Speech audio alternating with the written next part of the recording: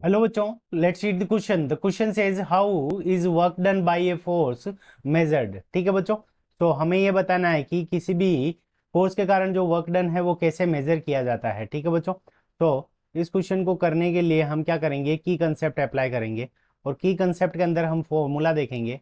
तो की कंसेप्ट, अब की कंसेप्ट के अंदर हमारा जो फॉर्मूला होगा वो वर्क डन का फॉर्मूला यूज कर लेंगे। So work done is equals to, वो हमारा क्या होता है, F multiplied by S cos theta. ठीक है बच्चों, यहाँ पे work done is equals to F multiplied by S cos theta. यहाँ पे जो थीटा है, थीटा क्या है, angle between, theta angle, angle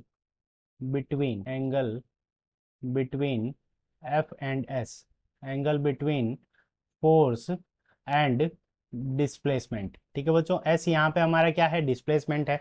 तो देखो, अब जैसे मान लो कि ये कोई ऑब्जेक्ट है हमारा, ठीक है बच्चों, तो इसके ऊपर हमने क्या लगाया, फोर्स लगाया, एफ, एफ फोर्स लगाया।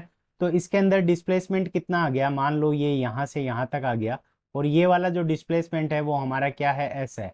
अब डिस्प्लेसमेंट इसी डायरेक्शन के अंदर है, तो फोर्स और डिस्प्लेसमेंट दोनों के बीच में डायरेक्शन क्या है, सेम है। तो इस कंडीशन के अंदर जो थीटा इज इक्वल्स टू हमारा क्या हो गया, जीरो।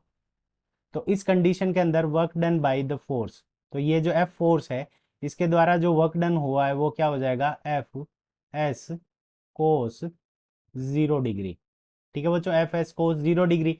तो कोस 0 डिग्री की वैल्यू हमारी क्या होती है, 1 होती है। तो डब्ल्यू इज इक्वल्स टू हमारा क्या आ गया, एफ एस आ गया। ठीक है बच्चों, अब सेकंड एग्जांपल अगर लें, तो कोई ऑब्जेक्ट है जिसको हमने क्या किया है, ऊपर की तरफ थ्रो कर दिया। तो ये हमारा बॉल है कोई, जिसको हमने ऊपर की तरफ थ्रो किया है। तो यहाँ पे ग्रेविटी का जो फोर्स लगेगा वो क्या लगेगा, इसके ऊपर नीचे की तरफ लगेगा। ठीक है बच्चों, फोर्स ऑफ ग्रेविटी क्या लगा, नीचे की तरफ लगा। अब डिस्प्लेसमेंट क्या हो रहा है, ये ऊपर की तरफ जा रही है, तो डिस्प्लेसमेंट एस क्या होगा, ऊपर की तरफ होगा। तो इस सेकंड केस के अंदर जो वर्क डन होगा, W is equals to F multiplied by S, और यहाँ पे दोनों के बीच में जो थीटा होगा वो हमारा कितना होगा, 180 डिग्री। तो कोस 180 डिग्री।